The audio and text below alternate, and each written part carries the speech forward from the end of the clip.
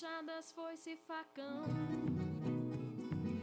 começam a trilhar, em mãos cadernos e lápis, desenhando nova aurora, unidos a uma só voz, crianças, jovens e adultos. Educação é um direito, em qualquer lugar do mundo. Um novo tempo chegou, é hora de semear, unindo campo e cidade, no direito de estudar. Um novo tempo chegou, é hora de semear, unindo campo e cidade, no direito de estudar. Brasil de várias caras, abre seus olhos pra ver, em meio a tantas terras, teu povo vive a sofrer, passando fome e frio,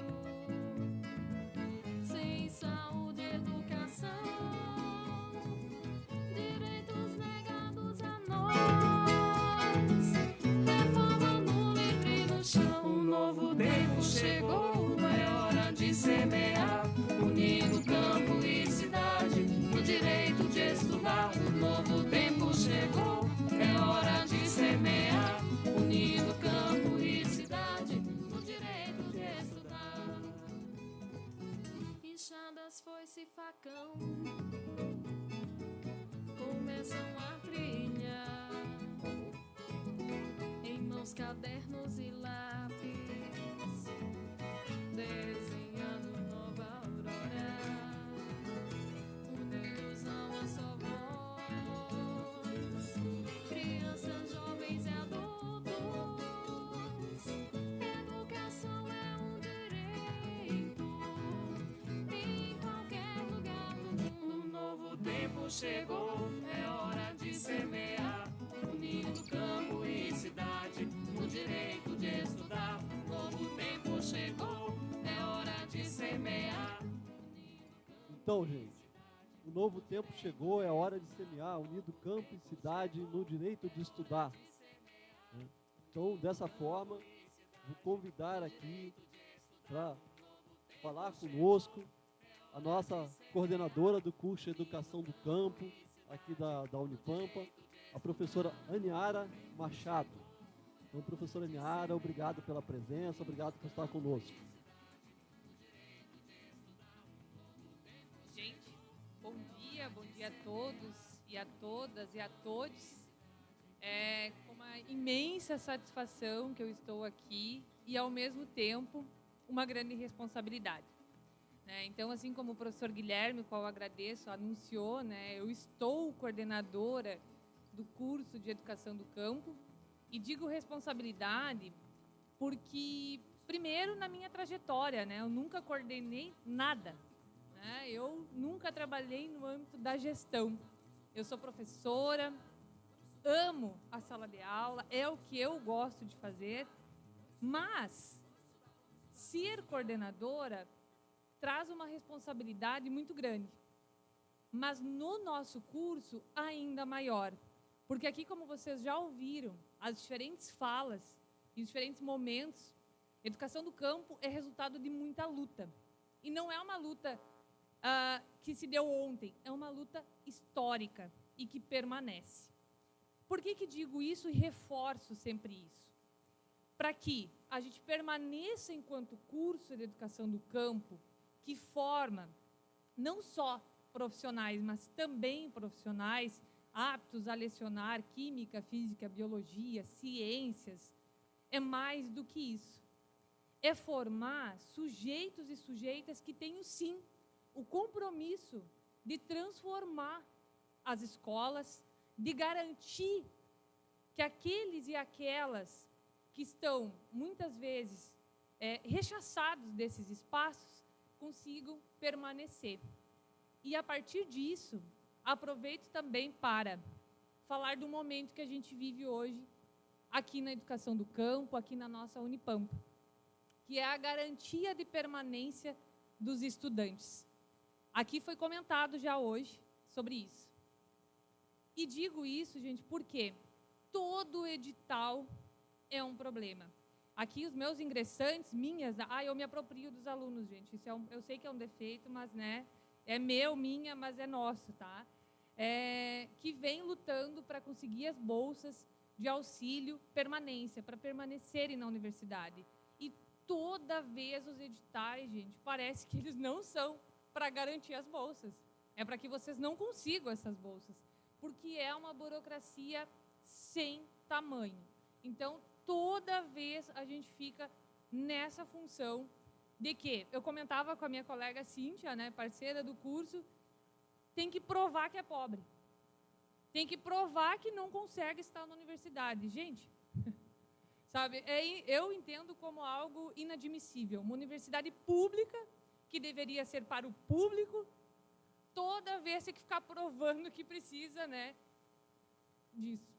Enfim, um breve desabafo, mas também apostando aí na parceria com os movimentos sociais, apostando na parceria com as escolas públicas, com os sindicatos, com os diferentes movimentos, para que a gente possa garantir a permanência dos nossos estudantes na universidade pública, né? Em especial, claro, no nosso curso de Educação do Campo, que assim como o professor Jonas falava antes, o nosso curso é nota 5, é nota máxima no INEP, e isso tem uma grande importância e tem um peso. Então, gente, aproveito também para falar do processo seletivo, né? Temos vários estudantes, temos pais aqui que podem estar aí também com seus filhos participando do processo seletivo, o qual as inscrições vão até o dia 18 de junho, tá? Agora mês que vem. Esse processo ele ainda vai ser remoto, ele vai ser online, mas as matrículas vão ser presenciais, vai ter também a matrícula online, mas vai ter um apoio presencial. O que quer dizer isso? Que nós estaremos aqui na universidade, junto com a Secretaria Acadêmica da universidade, para dar apoio para que a gente consiga garantir as matrículas. Porque esse é um outro dodói para nós. Conseguimos alunos, conseguimos com que vocês venham fazer o processo seletivo, vocês participem, mas a dificuldade com a matrícula também é imensa, pela burocracia. Então, parece que a universidade pública, né, ela cria entraves para que o público não esteja aqui. Tá? Então, que a gente consiga ir juntos e juntas e juntos lutar para que esses processos se tornem menos burocráticos, para que vocês possam estar, de fato, na universidade. Porque, assim, sem querer ser redundante, mas já sendo, aqui sim é lugar do povo. Né? Assim como eu sou filha da classe trabalhadora, comentava antes também, tentando aí ser breve, ontem, quando eu ajudava os estudantes a fazer a inscrição no processo seletivo, aliás, a complementação da documentação, eu cheguei em casa e eu chorei muito por isso, gente, e não é demagogia, porque eu me vi nisso. Na época que eu estava na universidade, nem scanner tinha, era fax. Tá? E eu não conseguia o plano permanência, porque não conseguia acesso à documentação. E vejo hoje é 2022, século 21, e a gente segue nessa luta.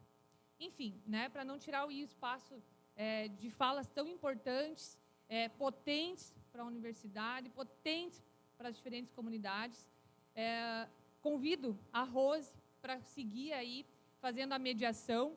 E, lembrando, temos processo seletivo aberto, inscrições até 18 de junho. À tarde eu vou colocar aí nas salas material de divulgação, tá? Mas podem ir perguntando para os nossos alunos, para os meus colegas que estão aí circulando, para mim, eu estarei aqui também. E um bom evento a todos, a todas e a todos. E, Rose, deixo contigo. Obrigada.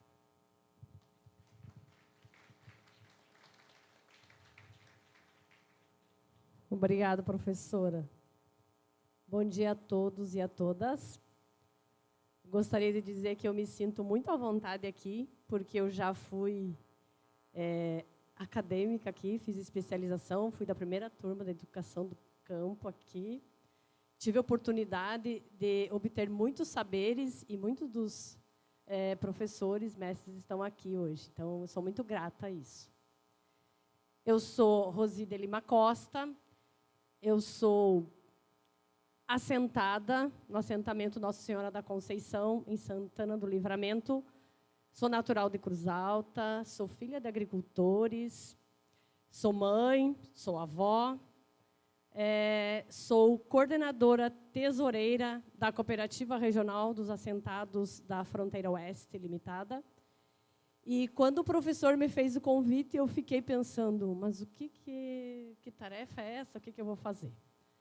Mas eu acho que quando a gente tem a oportunidade de fazer um curso público, a qual a sociedade nos patrocina isso, porque alguém paga quando a gente está aqui, então a gente tem o dever e a responsabilidade de sempre que for solicitada, cumprir com o nosso compromisso, certo? Então, eu nunca digo não quando a universidade, a UERGS, a qual eu fiz o bacharel, me chama, eu sempre vou e não poderia fazer diferente aqui, tá bem?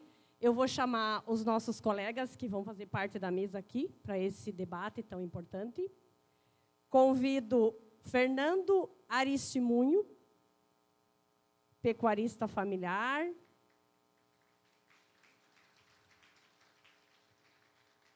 integrante do Comitê dos Povos e Comunidades Tradicionais do Pampa, assessor de projetos na área de justiça socioambiental pela FLD.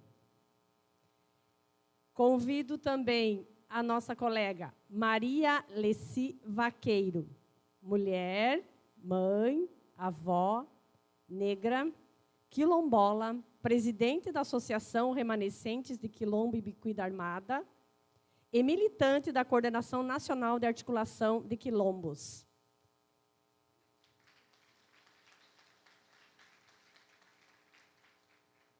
Convido também Marcos Caigang, advogado e assessor jurídico da FLD, para compor a mesa junto com nós aqui.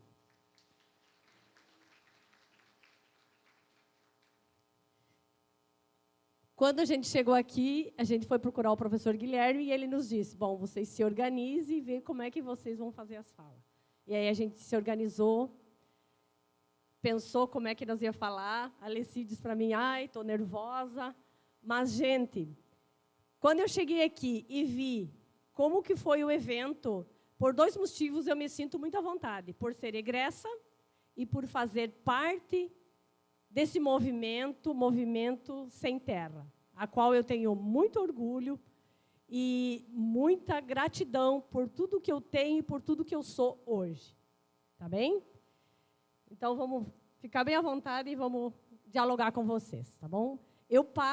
A gente organizou da seguinte forma, primeiro quem vai falar é o Marcos. A gente organizou, primeiro vai dar 10 minutos para cada um, depois tem mais 5 minutos, e depois tem mais o tempo de questionamento, tá bom? Então, eu já passo a palavra de primeiramente para você, tá bom, Marcos? Pode passar aqui.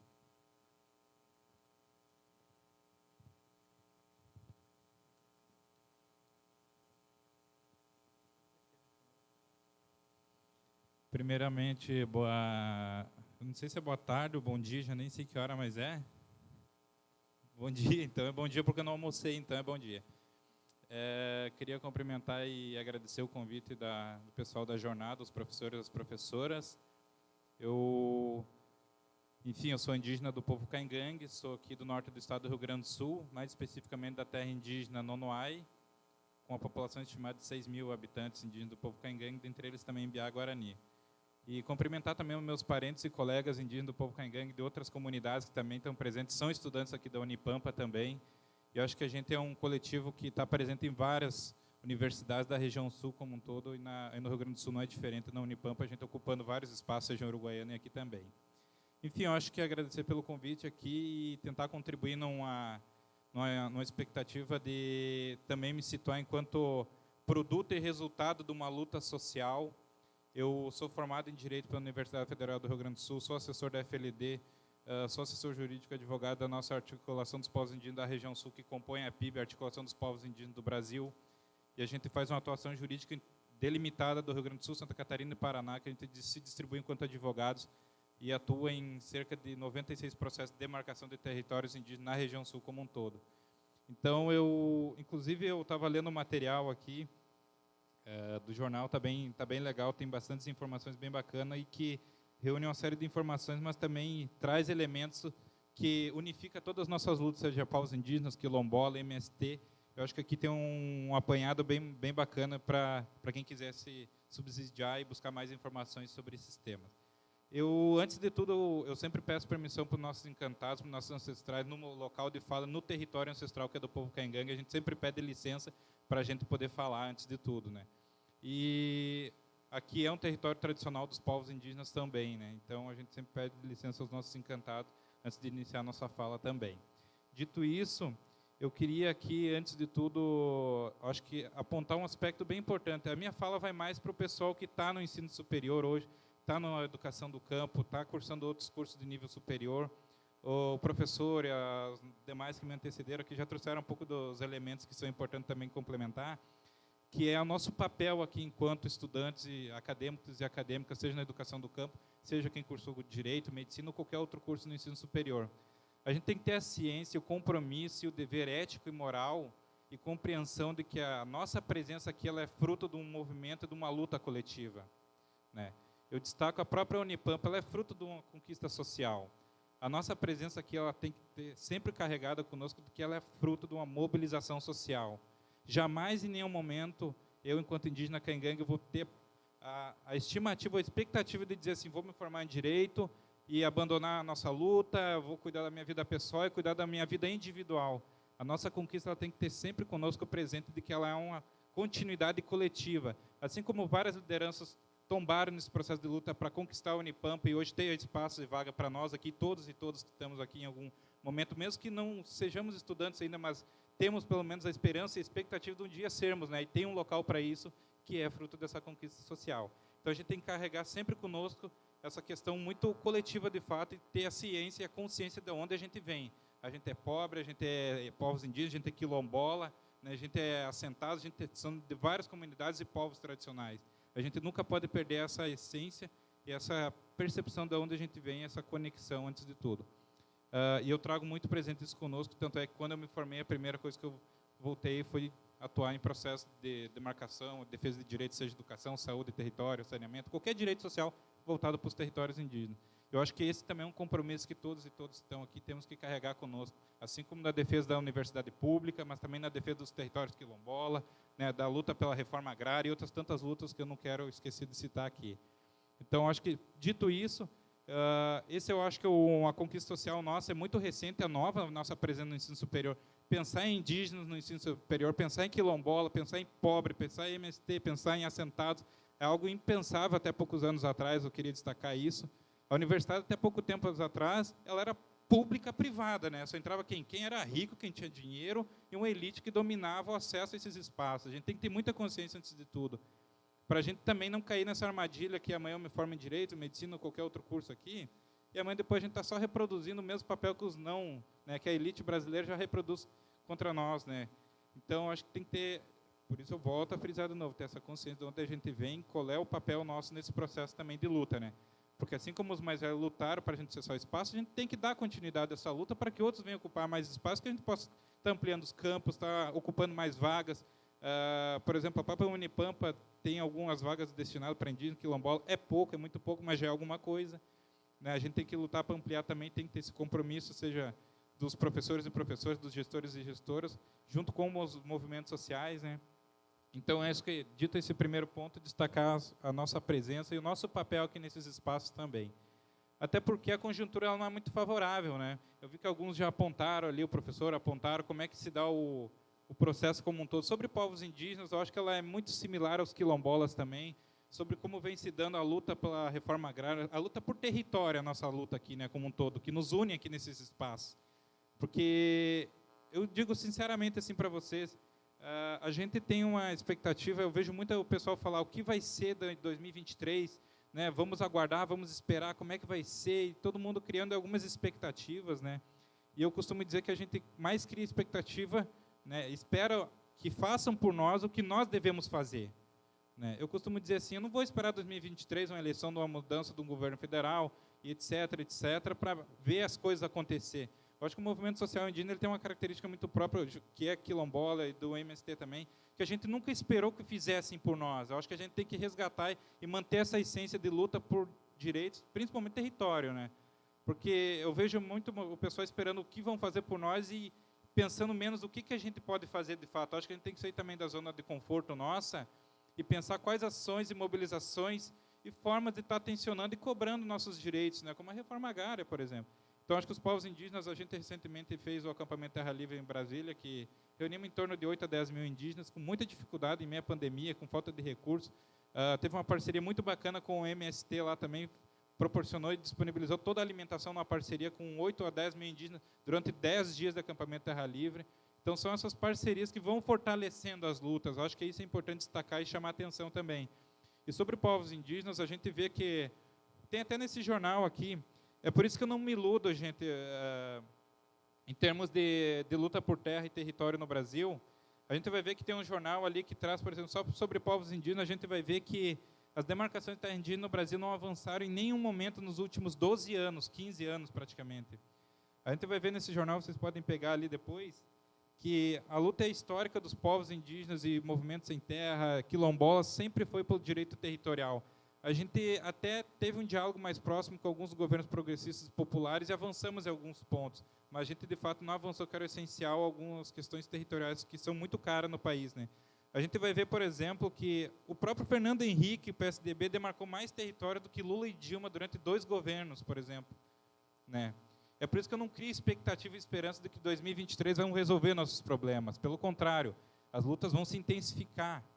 A gente fez uma reunião com o Lula em Brasília, eu também participei, e nós, povos indígenas, apresentamos nossas cartas de reivindicação para ele, que ele aceitou dialogar com nós uma manhã inteira, de tarde ele foi lá no nosso acampamento, e a gente apresentou nossas pautas, que era a questão de saúde, educação, ampliação de vagas nas universidades, a ampliação da assistência estudantil, porque não adianta abrir porta e dali 2, 3 meses a gente está tendo que ir embora, né? Porque não tem bolsa, não tem casa estudante, se tem casa estudante não tem móveis, não tem fogão, não tem alimento. Então, a gente apresentou nossas pautas e ele disse, não, sou compreensível todas as pautas, é importante, né, a gente avançar e destacar nesse ponto. E a gente assume os compromissos nesse sentido também. Só que no outro dia ele foi lá e se reuniu também, buscando dialogar com a bancada do Centrão, que é importante buscar articulações, porque vai precisar de um governo de coalizão para poder governar esse país. E aí o Centrão pediu basicamente 5 coisas para eles. Nós queremos 5 ministérios. Quais? Meio ambiente, agricultura, infraestrutura, saúde e Ministério da Justiça. Aí, se formos ver dentro desses 5 ministérios, né, tá pautas cruciais para que nos unifique aqui nesse momento, que é a titulação de quilombos, reforma agrária, o INCRA já mencionaram, está sucateado. Dentro dela está a Fundação Nacional do Índio, que tem a competência de demarcar territórios indígenas, que está sendo sucateada também. Né, nós temos o Ministério da Justiça, que abaixo do Ministério da Justiça está a FUNAI, tem várias outras instituições que têm competência de efetivar direitos para povos e comunidades tradicionais. A gente tem o Ministério da Saúde, que é tomada por, enfim, planos de saúde privada, enfim, etc. O Ministério da Infraestrutura, são ministérios com muito recurso e que dominam as políticas públicas essenciais para nós aqui, que nos unifica nesse momento, povos indígenas, quilombolas, a questão da reforma agrária do MST e outras tantas comunidades. Então, eu não me iludo muito nesse sentido, porque a gente vai ter uma luta mais intensificada para os próximos anos. As demarcações não estão avançando, as titulações não estão avançando, pelo contrário. Quando o Bolsonaro disse assim, vocês lembram no primeiro dia que ele disse assim, não vai ter 1 centímetro de terra indígena mais para povos indígenas no Brasil, ele está cumprindo a risca, ele além de não demarcar nenhum centímetro, ele está tentando reaver demarcações e titulações de quilombos. Então, os ataques são intensificados nesse sentido. A gente pode até ganhar, por exemplo, eu acho que o primeiro passo nosso vai ser derrubar o Bolsonaro, né, ganhar as eleições, o segundo vai ser assumir, e o terceiro vai ser governar, né? Então, eu acho que a gente tem muitos enfrentamentos pela frente, e nesse processo como um todo vai ter as nossas lutas, né, sociais para garantir nossos direitos mínimos. Então, acho que a gente vai ter que se articular mais enquanto movimento indígena, quilombola, MST, intensificar e mobilizar as forças para estar cobrando esses direitos, né? Então, a gente não pode pensar que amanhã depois tudo vai se resolver nossos problemas com a eleição de X ou Y na presidente da República. E para nós, povos indígenas, a gente tem muita consciência disso. A gente sempre teve a nossa luta né, em sequência e permanente, independentemente de quem fosse o governo, por exemplo. A gente sempre cobrou E outra coisa que eu queria destacar também, a gente sempre manteve essa luta em constante e permanente, e eu acho que a gente tem que ter muito ciente e claro nisso. Eu, pelo menos, tenho, os povos indígenas que eu conheço também têm essa ciência, de que todas as conquistas sociais e políticas públicas que estão voltadas para nós são fruto da nossa luta. Ninguém deu para nós. Nenhum gestor, presidente, enfim, governador ou governadora, veio e disse: vocês precisam de acesso às universidades públicas. Foi uma conquista social. Né? A gente tem que ter muita ciência disso. E são essas mobilizações e lutas que geraram frutos, né? Que nós somos produto delas, sou advogado. Outros tantos aqui que passaram e falaram que são engenheiros agrônomos, técnicos agrícolas, enfim. Outros tantos que aqui vão ser resultado também dessas lutas. Né? Então, acho que a gente tem que ter sempre esse princípio muito claro dentro de nós, de que só a luta, ela de fato vai trazer os resultados que a gente tanto almeja e busca. Né? Mas a gente não pode esperar pelos outros, que em algum momento a gente também se acomodou enquanto movimento indígena, e a gente viu a motosserra, a bancada do boi, da bala, tomar conta, né, de todos os nossos direitos, ocupando todos os ministérios. A gente tem que ter ciência de que os enfrentamentos políticos, o enfrentamento por direitos à terra, eles são muito caros no país, porque a gente tem um Congresso muito desfavorável. É por isso que eu falo, a gente pode até ganhar o Poder Executivo, mas o Legislativo ele tem uma composição, desde a redemocratização do Brasil, muito firme, uma bancada do agronegócio muito presente. A gente tem um mapeamento só da bancada do agronegócio, são cerca de 252 deputados. A gente está falando de quase metade do Congresso. Eles aprovam e desaprovam, e mexem na Constituição como a forma que quiserem, né, só com a sua composição de 252 deputados. E eles vendem caro qualquer titulação de quilombo e demarcação de terra indígena, acesso à universidade para indígena, quilombola, para pobre, enfim. Agora querem rediscutir o acesso por via de cotas, né, que está no período já próximo a discutir isso também. Então, são temas que eles vendem muito caro. Tu quer governar o Brasil? Beleza, a gente quer esses ministérios, a gente quer ditar os rumos dessas políticas públicas, e quando trata de povos indígenas, quilombolas e principalmente a luta por território, é uma pauta muito cara, e para tu avançar nesses direitos, tu tem que ter muita mobilização, tu tem que, enfim, a gente sabe muito melhor do que ninguém como é essa luta, né? A gente que está acampado em beira de estrada, a gente que está na luta por território aí, sabe como é que é essa dinâmica. Bom, eu não queria muito me alongar também, porque o tempo, eu não almocei, eu começo a ficar com fome, vai falhando minha memória. Então, a ideia é que a gente sempre se mantenha conectada nessas lutas, e de onde a gente vem, acima de tudo, entender o espaço que a gente está ocupando enquanto indígena, enquanto quilombola, enquanto outros movimentos sociais aqui dentro, e entender qual é esse espaço que a gente está ocupando, qual é o nosso papel nesse processo também, que é dar continuidade, a fortalecer a luta, e compreender que os nossos cenários para frente, eles não são, eu não me iludo, eu costumo dizer assim, mas o que nos motiva é a nossa esperança, é a nossa forma de luta. O que eu estou falando aqui não é para desanimar, é pelo contrário, para a gente entender o contexto que a gente está inserido, mas também que o elemento, o combustível nosso é a nossa forma de luta, que sempre deu resultado, e que é essa que me motiva e busca a gente dar continuidade na luta e está potencializando os outros espaços também. Então, eu acho que essa é a minha contribuição nesse momento, agradecer o espaço e, enfim, ouvir os colegas também. É isso.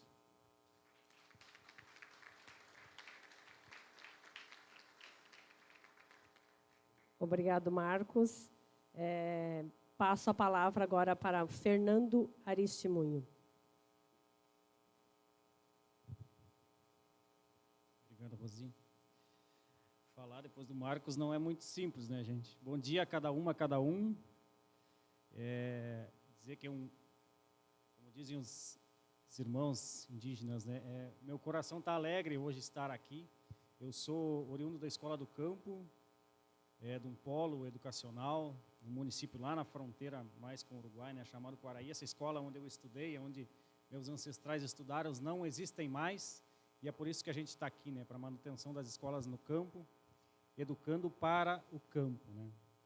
Eu hoje estou integrando o Comitê dos Povos e Comunidades Tradicionais do Pampa, é um coletivo recente que tem a proposição de unificar as lutas, né, dos diferentes povos, para além de indígenas e quilombolas, outros existentes no Pampa, né? A gente se encontra no comitê entre 8 diferentes identidades socioculturais, e a partir desse coletivo, então, dialogando, conhecendo os nossos direitos, enquanto sujeitas e sujeitas de direito, para incidir sobre o Estado, né, na efetivação de políticas e de direitos.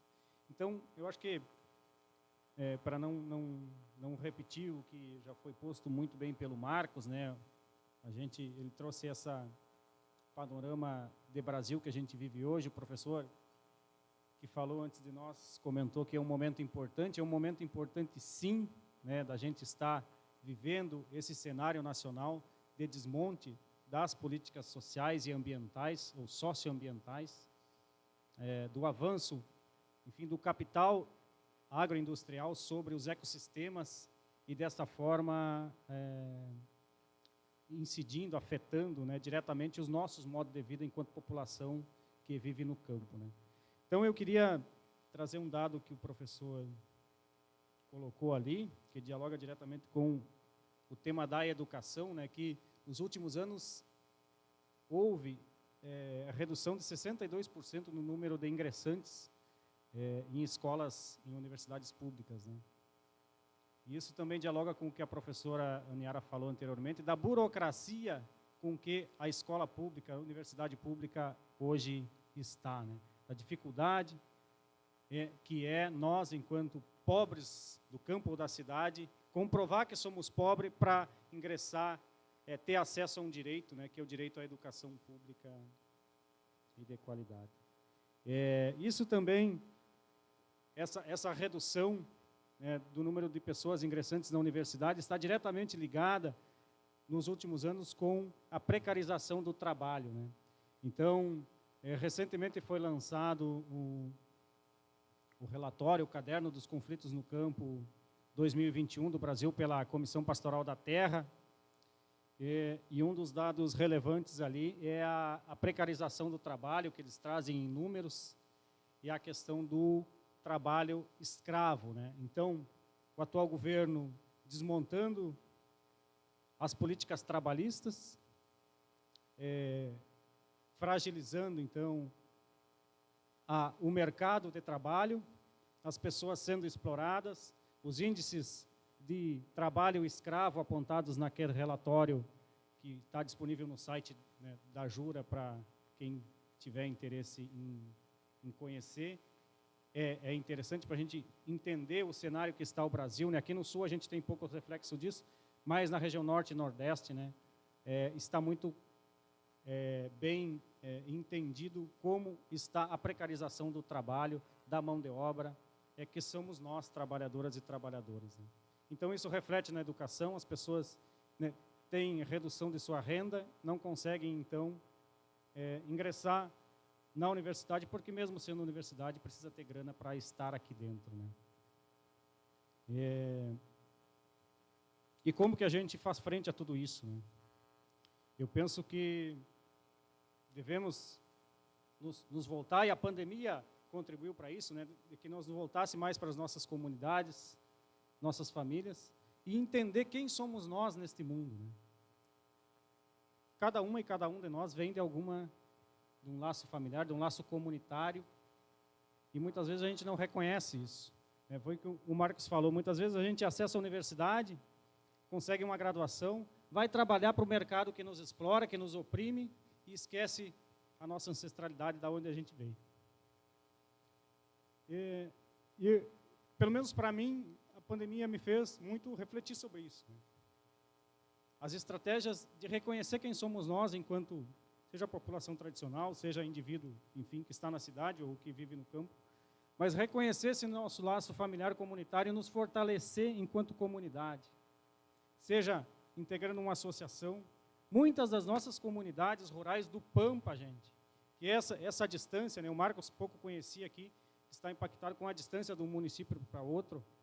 E se a gente não tiver laço comunitário, associações, cooperativa nem se fala, muito frágil. Quem trouxe cooperativa para a região foi a MST. Nós não temos, a minha ancestralidade vem da pecuária familiar, não é pecuária industrial, né? É pequena propriedade que cria gado bovino, ovino, porco, galinha, como o companheiro do STR conhece bem a realidade aqui, né? E se a gente não criar laços comunitários, a gente não consegue incidir sobre o município, sobre o Estado, para acesso e efetivação de políticas públicas, né? Então, essa eu acho que é uma das mensagens que eu queria trazer para este debate aqui, da gente fazer essa reflexão, então, né? Estamos aqui, estamos cursando a universidade, mas vamos voltar para a nossa comunidade, vamos produzir, vamos provocar diálogos internos, sobre as questões que dizem respeito ao nosso modo de vida, ao nosso dia a dia. O governo, aliado às empresas, né, está atuando muito fortemente para a exploração dos nossos ecossistemas, né, seja pelo agronegócio, pelo monocultivo, pelo hidronegócio, pelas mineradoras. E quando afeta os nossos ecossistemas, afeta diretamente o nosso modo de vida, né? Eu entendo que não se consegue defender direitos humanos, soberania alimentar, segurança alimentar, se os nossos ecossistemas estão sendo explorados mais drasticamente pelo capital industrial, explorador, das commodities agrícolas aí, então, né? Explorando as nossas riquezas, os bens comuns que a gente fala enquanto povos e comunidades tradicionais, que é o nosso ecossistema, a água, a riqueza da biodiversidade, a diversidade dos campos nativos do Pampa sendo aí substituído pela soja ou por culturas agroindustriais, estacionais. Então, isso é grana que vai para a indústria, seja para a indústria automobilística, para a indústria dos combustíveis, para a indústria dos insumos agrícolas, que está em crise, como o professor comentou. O capital agroindustrial de produção de commodities está em crise, e o governo atual, então, mais uma vez, se apropriando dos conhecimentos tradicionais, com aí o chamado o pacote dos bioinsumos e também o pacote da bioeconomia. Eu queria chamar a atenção para isso, porque a bioeconomia esteve aqui presente hoje de manhã, a partir dos óleos essenciais, né? E o quanto isso é perigoso para nós, enquanto comunidade tradicional, que estamos tendo os nossos ecossistemas explorados pela bioeconomia, gerando produto comercial e não dando retorno para nossas comunidades.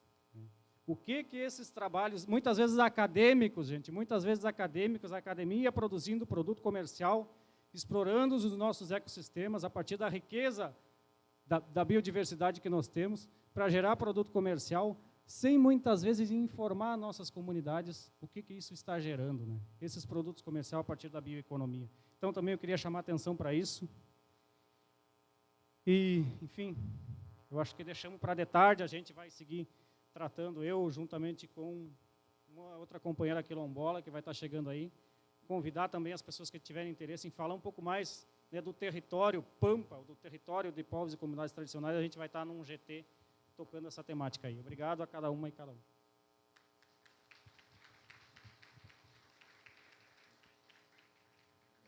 Obrigado, Fernando. Fernando coloca emoção no que ele está falando, e isso é muito importante, né? A gente não pode agir só com a razão. E é isso mesmo, Fernando. Parabéns. Agora vamos passar a palavra para a nossa companheira Maria Alessi, para trazer sua mensagem aqui. Bom dia a todos, a todas. E dizer o que depois dessas duas feras, né, falando aqui na minha frente, né, companheiros aí. E eu quero dizer que meu nome é Maria Alessi Vieira Vaqueiro, sou presidente da comunidade remanescente de Quilombo do Ibicuí da Armada de Santana do Livramento. E eu fui convidada pelo professor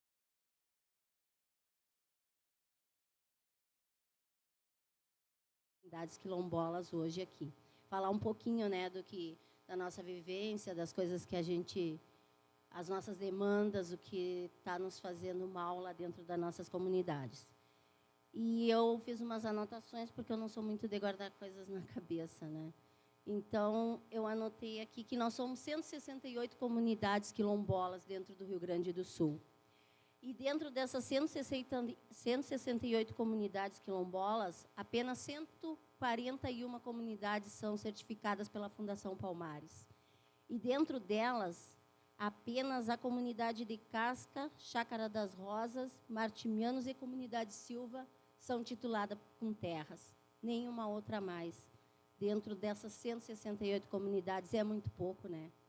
Para que nós, quanto comunidade quilombola, possamos avançar, está sendo super difícil, né? Com esse desgoverno que a gente tem hoje, né? Passando por tantas dificuldades, tirando os nossos direitos, né? Dentro de todos os movimentos sociais. Agora, ultimamente, a gente teve soubemos de um projeto que estava saindo, que se chama Avançar, e aí é via FEAPER, e não teve as comunidades quilombolas da região oeste aqui, né, a região de Bagé. 10 municípios ficaram fora desse projeto, né, quanto comunidade quilombola, porque nós somos agricultor familiar, pecuária familiar, mas principalmente nós somos comunidade quilombola. Dizer também que a gente precisa que os nossos jovens eles venham permanecer dentro das universidades, né, que a gente dentro das comunidades também está sendo muito difícil, né, porque os mais velhos estão morrendo e os mais novos estão vendendo as terras. As nossas comunidades estão ficando envelhecidas e a gente precisa de uma lei ou de alguma coisa parecida para que as terras das comunidades não sejam vendidas, para que continuem, né, senão nós vamos terminar, não vamos ter mais comunidades quilombolas, né, já que as terras não estão conseguindo ser tituladas. Nós também precisamos que os nossos jovens quilombolas eles venham a ter qualificação, né, e que nós também pudéssemos ter uma linha de crédito que fosse voltada para dentro das comunidades, para os nossos jovens eles poderem, né, dar início à vida, né, porque dentro das comunidades a gente recebe sementes para que sejam plantadas, mas nós não temos o apoio, muitas vezes, né, dentro dos municípios, com as prefeituras nos ajudando, né, com a secretaria levando, porque é demorado, né, os pedidos para que uma patrulha agrícola possa ir até as comunidades, e a gente fica nesse impasse. Esse ano foi a seca que nos judiou, né, mas a gente precisa ter uma patrulha agrícola dentro das comunidades quilombolas, não só na nossa comunidade, mas em todas as outras comunidades, né, para que venham nos ajudar. A gente também está na luta, né, contra a monocultura da soja, né, o capitalismo, o racismo, principalmente contra os agrotóxicos, né, que estão destruindo as nossas comunidades, destruindo os nossos pomares orgânicos, a nossa água. Os animais estão envenenados também, né? Então, quer dizer que a gente tá só resistindo todos os dias, né? Todos os dias da vida. E também a gente luta contra a discriminação de gênero, né? Nós também queremos que as nossas mulheres, né, tenham empoderamento para que elas possam sonhar com dignidade e ver o futuro de uma outra forma, né? Mas para isso a gente precisa se unir, ter um coletivo, como os guris aqui falaram, né, também. E na região sul, nós temos mais de 80 comunidades quilombolas, só lá para cima, né, ali Pelotas, Rio Grande, e eles pediram que fosse falado aqui, né, da dificuldade da água potável que tem, né, dentro das comunidades, pedindo que, de alguma maneira, de alguma forma, né, possa essa atividade de hoje venha ajudar, né. E dizer também da importância desse momento para nós estarmos aqui junto com vocês, né, o quilombo dentro de uma universidade, a gente poder ter os nossos filhos, né, estudando nas universidades, podendo devolver para nós, né, o que eles vieram fazer, como disse aqui o Marcos e o Fernando. Nós aceitamos que as universidades vão dentro da comunidade quilombola, mas a gente também precisa que tenha uma devolução. Não é só ir dentro da comunidade quilombola, ver a cultura, trazer para dentro da universidade e não ter uma devolutiva. Precisamos da devolutiva das universidades dentro das comunidades, tanto quanto nas aldeias, né, nos outros movimentos sociais. E eu quero dizer, não tenho muitas coisas para falar, mas o que anotei era mais ou menos isso, mas também quero dizer, como aqui o Marcos e o Fernando falou, né, representatividade, ela importa. Para nós existirmos hoje, alguém lá atrás resistiu, né? Por isso que hoje nós estamos aqui, eu quanto comunidade quilombola, os indígenas, o Fernando aqui, né, com todos os outros povos tradicionais, que eu também faço parte, né, do comitê e faço parte também do conselho externo da universidade, né, da Unipampa. E agradecer esse momento aqui, aqui nós estamos representados ali com as mulheres da comunidade quilombola também, né, que vieram nos acompanhar, nos ajudar nesse momento. Eu tenho meu amigo aqui, o Lauro, que é da universidade, meu filho, a minha nora, estão aqui cursando, né, o curso de Educação do Campo. Então, agradecer esse momento e essa participação. Obrigada a todos.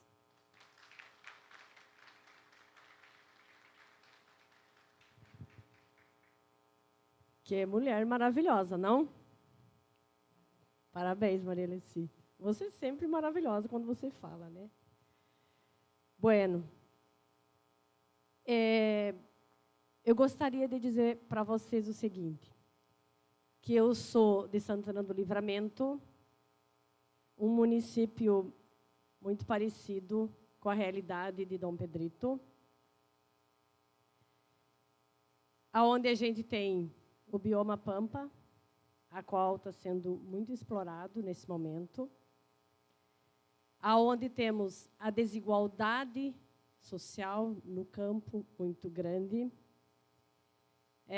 devido à concentração de terras, e o fortalecimento e a repetição do poder público, que são defensores desse modelo. Daí a grande dificuldade nossa de estarmos dentro desse modelo. Os nossos assentamentos estarem junto e, muitas vezes, à mercê desses poderes. Certo? Eu gostaria de falar para vocês sobre a realidade dos produtores de leite. A perca de território dos nossos assentamentos, com a invasão da soja. E isso leva, muitas vezes, à exclusão da família do lote, à perca do lote. Porque esse modelo seduz, mas ele não é um modelo que traz o desenvolvimento para a família, porque depende de recurso. Eu lembro de um senhor que faleceu há poucos dias, que produzia de forma tradicional, um assentamento, e num seminário que a gente promoveu na UERGS, e eu convidei eles, e eu fiz estágio na casa deles, e ele disse o seguinte: para a produção de soja, tem o pacote, e é muito fácil, porque todas as empresas estão ali. Agora, para produzir alimento, meus amigos, é difícil. É uma burocracia do demônio. Você tem que provar que você quer produzir comida. E produzir soja, não. É tudo fácil. Porque você entra num modelo capitalista, mas é um modelo excludente. O governo cria regras, cria normas, e o produtor de leite tem que se adequar. Se ele não está dentro dos padrões que o Ministério da Agricultura exige, ele não pode entregar a produção. Que hoje não pode ultrapassar as 300 mil CBT, contagem bacteriana total. Todo mês, cada produtor é feita análise da sua produção. Se não está nos padrões, está fora. O governo cria regras, cria normas, e nós, produtores de leite, dependemos da energia elétrica privatizada. Que se dá um temporal, fica 10, 15, um mês, sem energia elétrica. Vocês sabem que o leite é altamente perecível e que precisa de energia elétrica para gelar, para tirar da propriedade dentro dos padrões, não pode ultrapassar os 4 graus. Nós não temos estradas em Santana do Livramento. A gente atua hoje em 14 municípios. A Copperforte hoje está recolhendo leite em 14 municípios. Livramento é o pior de todos. Não tem estrada. O leite tem que ser tirado dentro das 48 horas da propriedade. O Ministério diz isso. Mas e quando o caminhão não pode chegar? O produtor perde.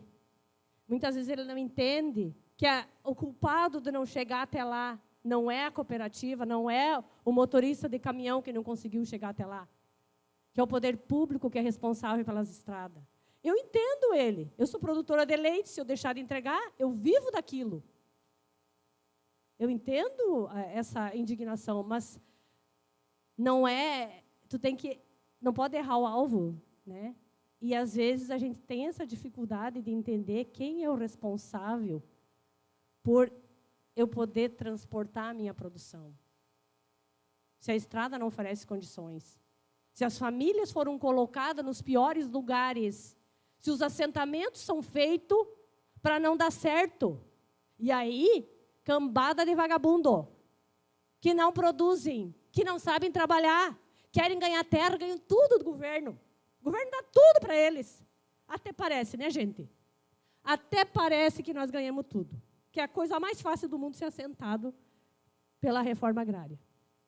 Não é assim. Quem é assentado sabe que não é assim.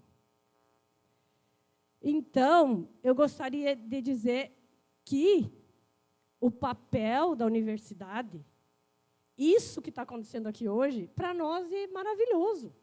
Vocês deixarem nós trazer a nossa realidade aqui.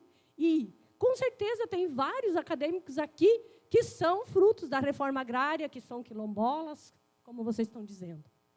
E discutir e falar sobre esses assuntos.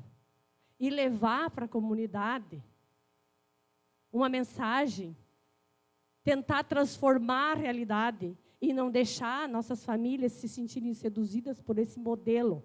Porque um momento, gente, a sociedade vai ter que optar. Ou ela quer a morte ou ela quer a vida. Porque a quantidade de veneno que está sendo derramado em cima das nossas terras, vocês acham que isso é o quê? Para onde nós estamos caminhando, gente? Para que lado nós estamos indo? É isso que esse momento como aqui deve fazer nós pensar. Para onde nós queremos ir? Sabe o que eu fico pensando? Eu tenho 2 netos. E eu olho para minha neta e converso com ela e falo com ela porque eu quero que ela seja que nem eu. Que ela pense diferente, porque da minha família tradicional, da onde eu vim de sangue, eu sou a diferente. Eu sou o patinho feio, porque eu sou sem terra, porque eu sou de esquerda, porque eu defendo a agroecologia, porque eu sou do movimento sem terra. E eu fico olhando para a minha neta. O que nós vamos deixar para essas crianças? O que nós estamos deixando?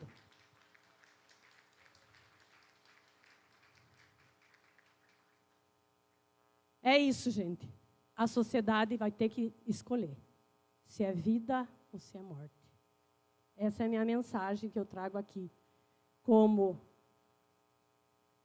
assentada, produtora de leite e uma grande pensadora que acho que nós temos que refletir muito na nossa vida. Chamo aqui o Leonardo, vice-presidente do Sindicato dos Trabalhadores Rurais de Dom Pedrito, para falar.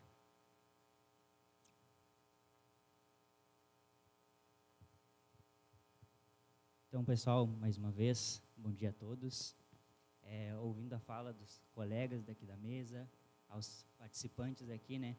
A gente entende a realidade de muitos lugares e a gente, compreendendo essa realidade, a gente começa a fazer parte disso. Eu, enquanto entrei no sindicato, praticamente caí de paraquedas, não conhecia o movimento do sindicato, mas quando entrei lá, à medida que eu fui encontrando o pessoal do sindicato, visitando as famílias rurais, eu comecei a entender a importância de defender uma causa. Onde eu, por muitas vezes, buscava me conhecer, me adaptar. Quando entrei no movimento do sindicato, quando entrei no movimento sindical, na juventude rural, eu comecei a perceber o que eu queria defender.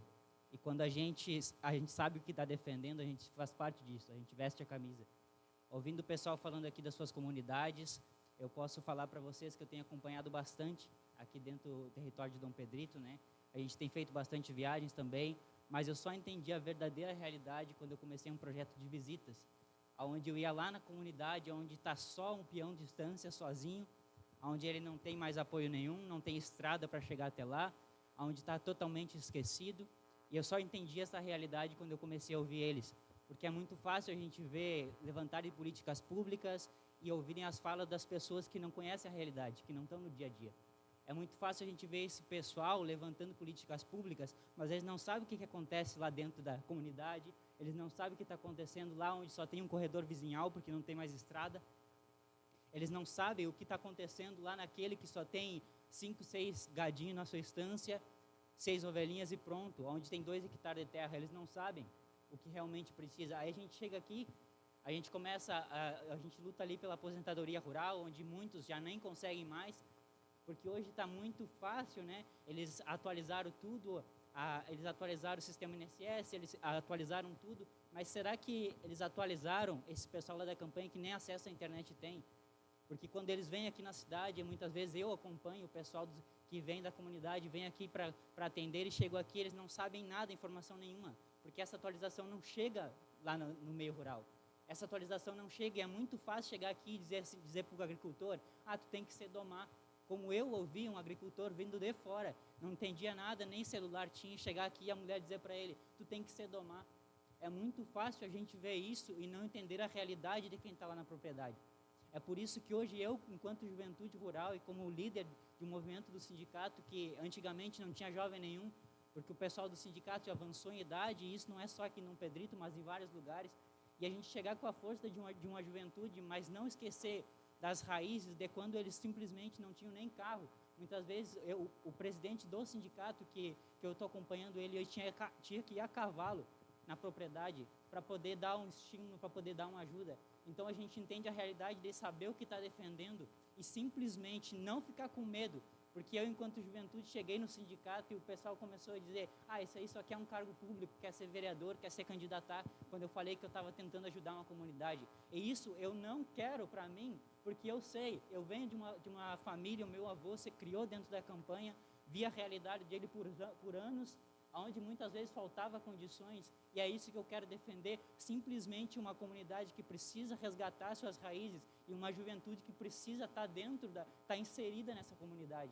Porque a gente está vendo muitas vezes a soja, o arroz, as grandes culturas tomando conta de tudo, excluindo as pequenas propriedades. Os pais mesmo já incentivam os seus filhos a ir para a cidade e abandonar o campo porque não tem recursos. Isso não é uma realidade que a gente deve aceitar.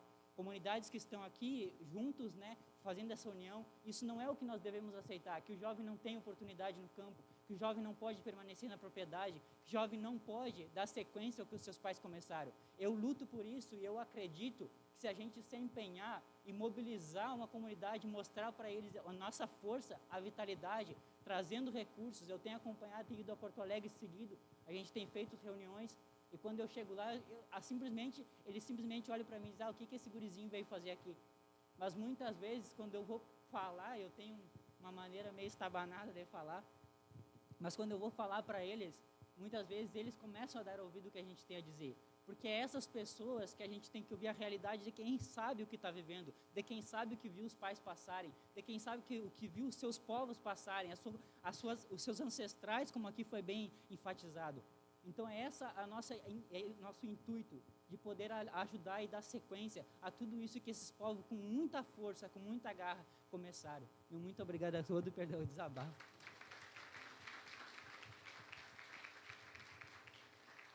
Obrigado. Legal, né?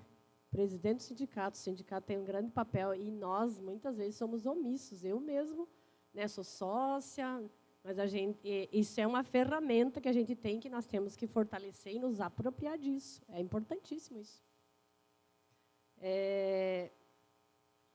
Nós temos um tempo, professor, para questionamentos. Se alguém já quer se posicionar, quer vir aqui dar seu depoimento, quer nos perguntar, estamos abertos.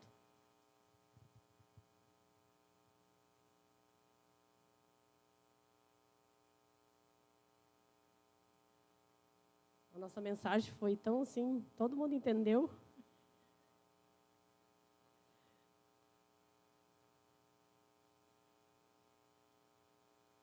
Sim?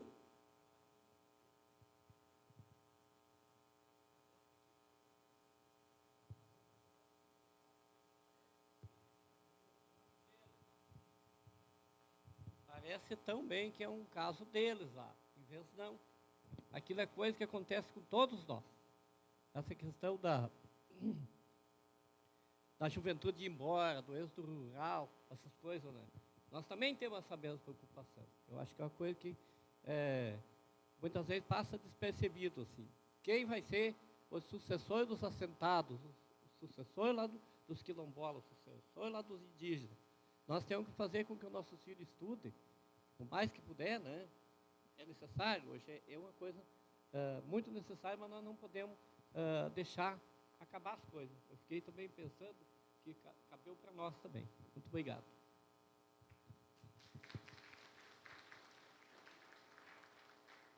Isso, Otílio.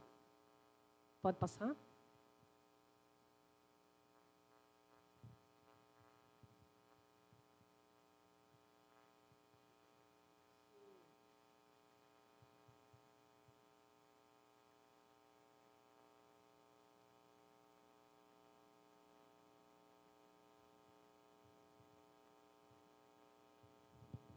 Bom dia a todas e todos.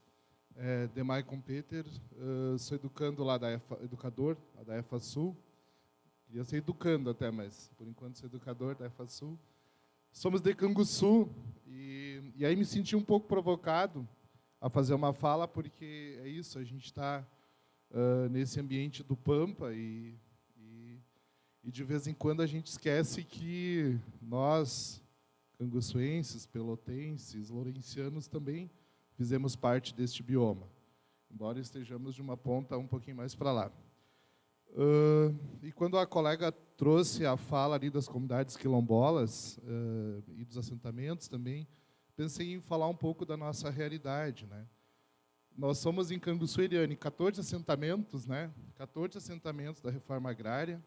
Nós temos 16, se eu não me engano, comunidades quilombolas reconhecidas já pela Fundação Palmares. Temos algumas em processo estagnado de reconhecimento, né, porque agora estão estagnados.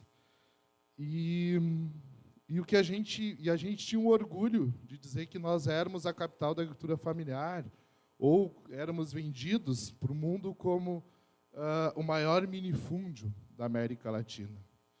E a gente tinha um pouco de orgulho disso, porque, bom, pelo menos lá tinha um pouquinho mais de reforma agrária, digamos assim, né? Não que isso fosse, de fundo, uma verdade, mas isso nos trazia uma presença muito grande da agricultura familiar. Nós somos um dos poucos municípios que ainda tem mais de 60% da sua população no meio rural, mas, infelizmente, a gente tem vivenciado nos últimos anos uma absorção muito grande dos nossos territórios pela soja.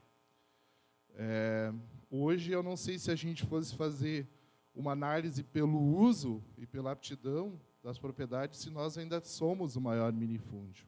Porque hoje as nossas pequenas propriedades elas têm sido aglutinadas em processos de arrendamento, de parcerias, entre aspas, onde as pequenas propriedades estão sendo devastadas pela soja, né?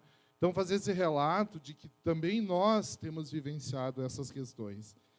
Isso se aplica também aos assentamentos da reforma agrária, e com muita tristeza a gente vê isso hoje chegando também nas comunidades quilombolas, que eram comunidades que ficavam um pouco mais afastadas e que durante anos ficavam um pouco à mercê desses processos de pacote de desenvolvimento, né, desenvolvimentistas, e que ficavam. E hoje não, hoje isso é uma realidade, né? Então, hoje, Canguçu tem como sua base de produção, que já foi capital nacional do milho, já foi capital do trigo, hoje tem duas bases de produção. Tabaco, maior produtor brasileiro de tabaco, fumo, né? E um dos maiores produtores de soja na região. Um dos municípios que mais tem avanço da extensão, ainda não do nível de produção, mas das áreas de produção, é um dos municípios que mais tem sofrido a expansão dessa propriedade. Então, dizer que, enquanto bioma, não é só as nossas características, né, de clima, de relevo, de vegetação que nos unem, mas também as nossas lutas, né? Então, enquanto povos, nós que temos uma presença muito grande das comunidades pomeranas na nossa formação e também, né, a gente há pouco tempo descobriu que somos muito mais negros do que pensávamos, né? Né, Marino? Hoje a gente tem essas lutas lá. E o grande desafio é fazer com que os jovens fiquem no campo, né? Nós temos acompanhado no território Zona Sul, que é esse território que fica mais no entorno de Pelotas, a gente tem acompanhado municípios que praticamente não têm mais. Se a gente pegar os dados estatísticos do IBGE, nós não temos mais jovens no interior. Nós chegamos a ter municípios aí que têm menos de 100 jovens no campo. E que provavelmente estão no campo porque ainda não chegaram na idade escolar ou não chegaram aí no ensino médio, que é quando, de vez, a escola convida a se retirar do campo. Porque hoje, de fato, é isso que a nossa escola comum, né, a nossa escola normal, ela faz. Ela convida o jovem a se retirar do campo porque continua reproduzindo que nós somos que nós somos atrasados, que o campo é um lugar de atraso, que o campo não é um lugar de oportunidades. Então, acho que esse é o grande desafio. Hoje de tarde eu vou coordenar um GT que vai discutir juventude e educação, então, né, espero colaborações também à tarde. Mas dizer, né, também que a gente está com uma representação da escola lá, também para participar desse debate e também trazer algumas contribuições, e muito mais do que trazer, levar outras contribuições. Muito feliz ficamos com as falas da mesa, porque representam muito bem também a pluralidade da nossa identidade de Canguçu, das nossas comunidades. Muito obrigado.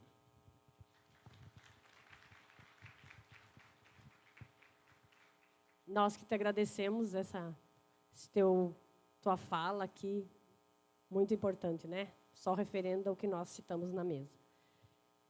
Mais alguém?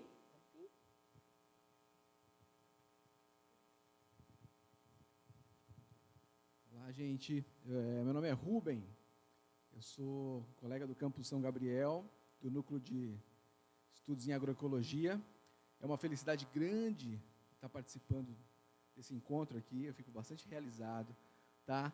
Primeiramente porque até alguns anos atrás eu era um cara muito restrito à parte teórica, né, da ecologia, que é minha área de estudo, e hoje eu consigo minimamente, iniciando, né, a parte aplicada, e aí eu cada dia aprendo um pouco mais. Tem colegas muito mais vivenciados no meu grupo que me ensinam diariamente. Mas eu me senti muito tocado com a fala de vocês, no sentido de que eu gostei muito quando falaram que está na hora da devolutiva da universidade, né? Porque, realmente, embora nós sejamos instituições novas, se a gente for comparar com outros continentes, né, a gente precisa parar realmente de ir lá, resgatar, buscar, explorar as informações e ficarmos na academia, né? Mas eu queria colocar para vocês que a gente está sob uma égide produtivista. A universidade ela é governada por um modelo extremamente produtivista de cobrança das pessoas que estão ali. Então, eu gostaria muito de ver mais colegas, por exemplo, da universidade presentes num evento desse. Mas eles estão realmente pressionados, né, por uma necessidade urgente de produção acadêmica que muitas vezes não faz sentido para o dia a dia nosso, né? Então, é uma transformação estrutural. A gente, mais do que nunca, tem que brigar por uma transformação estrutural para a gente parar de ser cobrado por uma produtividade acadêmica que atinge 6 pessoas no mundo que leem aquele trabalho e tentar valorizar o trabalho pé no chão, né? E é estrutural porque muitas vezes meus colegas, a gente está lá, né, os colegas estão aqui, e o trabalho na universidade é como se fosse um restaurante. Você tem que atender a pessoa na mesa, ir lá para a cozinha cozinhar, né, cobrar a conta, lavar a louça depois e limpar todo o restaurante. E aí sobra pouco tempo, né? Mas experiências como estas nos fazem refletir da necessidade que a gente precisa de transformação estrutural, né? E aí a questão é mais grave do que a gente imagina, mas a vontade é grande. Somos poucos, mas a vontade dos poucos talvez faça uma diferença, né? Obrigado, gente. Muito bom.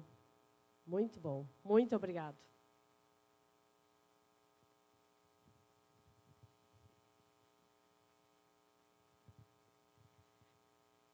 Oi, gente. Olá, bom dia. Só para falar que eu estou muito feliz de estar aqui, porque eu vim a convite do meu orientador, do meu ex-orientador, que é o professor Rubem, que falou agora, então dá para saber como é que é. E ouvir é muito bom, porque a gente está vendo, eu consegui ver todos os nossos meios, os nossos locais, as nossas realidades, contrastando no mesmo ponto. Porque, ouvindo o professor Rubem falando agora sobre a realidade da universidade como docente, eu me senti na obrigação de falar como discente e como futura educadora, sabe? Porque, atualmente, eu estou no curso de Ciências Biológicas, no bacharelado, e venho migrando para a licenciatura desde o meu 5º semestre, porque me apaixonei. Paulo Freire esquenta aqui o coração da gente, não dá para não vir. E fazendo estudos sobre o que a gente está vendo no decorrer e no desenvolvimento da educação nesse período desse governo, a gente consegue ver em todas as estruturas mais básicas do que a gente tem dentro da sala de aula, como isso é um projeto, tá ligado? Porque tu olha, vamos falar que é o nosso objeto de estudo na universidade atualmente, que é a BNCC, né? O que é a BNCC, se não mais uma normativa, porque tem muitos colegas que dizem que não está como normativa, que você pode escolher trabalhar com aquilo, mas você não pode, porque estritamente ela tem uma grade definida com temas em ordem exclusiva do que, como, por e não tem porquê dizer, mas é o que e como. Tem o caderno do professor, que ele tem uma partezinha assim ao redor, o professor escola sabe, né? Que diz exatamente o que você tem que dizer em sala de aula, sabe? Você não tem espaço para você, para sua causa, para sua contextualização, para sua realidade. Não tem isso dentro da BNCC, muito menos da BNCC Formação, que é para os professores. Então, a gente, lá no nosso campus, está puxando agora um movimento cultural retomada, que é para trazer justamente isso que a gente está fazendo aqui, sabe? Realidade. Trocar ideia, chegar assim, olha, eu tenho uma vivência dentro da comunidade, eu venho do interior, eu trabalho, sou juventude onde a gente não está, tá ligado? Sou professor de criança, pô, não sei se a galera aí de trás é seu aluno, mas a galera do ensino médio usando a vida da universidade, dá um negócio bom, sabe? Porque a gente vê essas vidazinhas, sabe? E por falar dessas vidas e desses momentos de visualização, é que eu tenho esperança, tá ligado? Porque eu vejo a nossa juventude muito desesperançosa. Mas, cara, a gente está vivendo uma pandemia, uma guerra, um desgoverno, tu não consegue fazer o Enem. Ou tu escolhe comer ou tu faz o Enem, tá ligado? Então, ver vocês, conhecer gente, ver que tem gente do nada da guerrilha, porque a gente parece tão sozinho. E isso faz parte do projeto. Fazer com que a gente se sinta sozinho, fazer com que a gente se fragmente. A gente teve um debate muito massa no nosso primeiro encontro, no último encontro do movimento, que foi sobre estamos aqui, Universidade Negra. E foi um qualitativo do nosso encontro, porque nós tínhamos pouquíssimas pessoas negras. E aí a gente começou a discutir sobre isso, tipo, tá, e aí? Cadê? O que a gente vai fazer? Quem está aqui, o que a gente vai fazer sobre isso? Por que o meu colega não veio, não se sentiu confortável para vir? A gente foi até a secretaria convidar uma das nossas servidoras, uma das nossas únicas servidoras mulheres negras, e ela disse que ela não se sentia confortável para ir, porque era um assunto que deixava ela muito fragilizada. Ela não se sentia confortável em estar naquele espaço, mesmo que aquele espaço fosse para ela. Sabe? E isso é uma coisa que precisa ser trazida assim, sabe? Tratada. Porque é uma questão de não se sentir confortável no seu espaço de trabalho. para falar sobre a sua realidade. Eu não consigo entender um negócio desse, sabe? Então, muito obrigada por estarem aqui, de verdade. Eu fui uma das que não se adequou ao ensino remoto, porque eu sou o tipo de gente que precisa de gente, sabe? Precisa ver gente, precisa ouvir, entender a entonação da voz, preciso de gente. Então, muito obrigada por estarem aqui, por existir.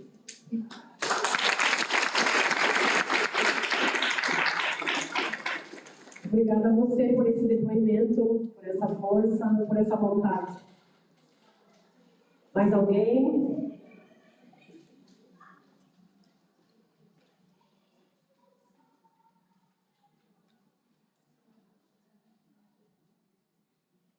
Então, eu vou passar para cada um dos nossos colegas aqui de mesa para fazer sua finalização da fala, deixar sua mensagem final sobre o que a gente acabou ouvindo aqui, dar esse retorno, tá bom? Começando por você. Você, Fernando? Então, pessoal, agradecer as participações da plateia, né, que nos complementaram muito bem. Acho que são relatos de realidade, né? Relatos de ocupação de espaço também, né? Eu acho que a gente está aqui ocupando um espaço que é oferecido pelo Estado a partir das conquistas dos nossos ancestrais, enfim.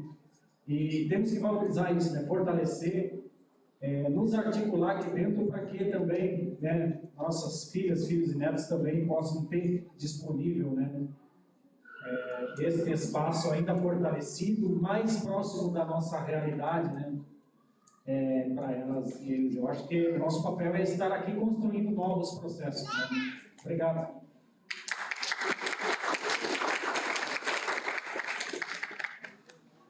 Quando a gente começou aqui a fala, aí vão passar, primeiro 2 homens vai falar, depois as mulheres, agora nós vamos fazer o contrário, né? Vamos chamar a Maria Alessi, então.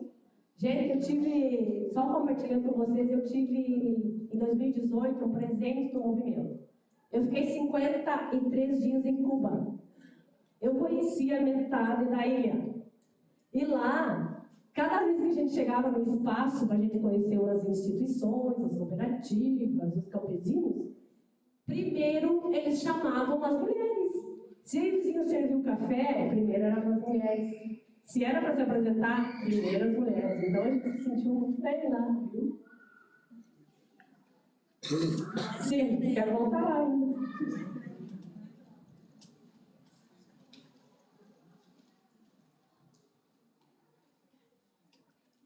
Então tá, né? Já que as mulheres, vamos lá. Agradecer, né, pessoal, o convite de estarmos aqui, né? Eu, quanto comunidade quilombola, junto com as meninas que vieram conosco, né? A gente saiu bem cedo de casa hoje para podermos estar na faixa, esperando o ônibus para nos trazer. Agradecer essa mesa maravilhosa, né? Com pessoas com umas falas tão boas, né? Que venham nos ajudar dentro das nossas comunidades, fortalecer também, que a gente possa fortalecer os nossos coletivos, né? E que as nossas comunidades, as aldeias, os movimentos sociais, eles estejam cada vez mais fortes para que a gente possa vencer essa batalha desse desgoverno, dessa tirada de direitos nossos, né? Que a gente possa pensar, como eu disse ali, do tanto que alguém lutou para que hoje nós estivéssemos aqui. Nós temos pessoas dentro da nossa comunidade, tínhamos que lutaram para que esse coletivo, essas associações, essas cooperativas, elas possam estar dentro de uma universidade, onde nós tivemos a oportunidade, a chance, né, de falar um pouquinho do que a gente vive. Agradecer ao senhor ali e dizer que realmente, né, o nosso campo está bem envelhecido. Precisamos dos nossos jovens cada vez mais. É isso. Obrigada.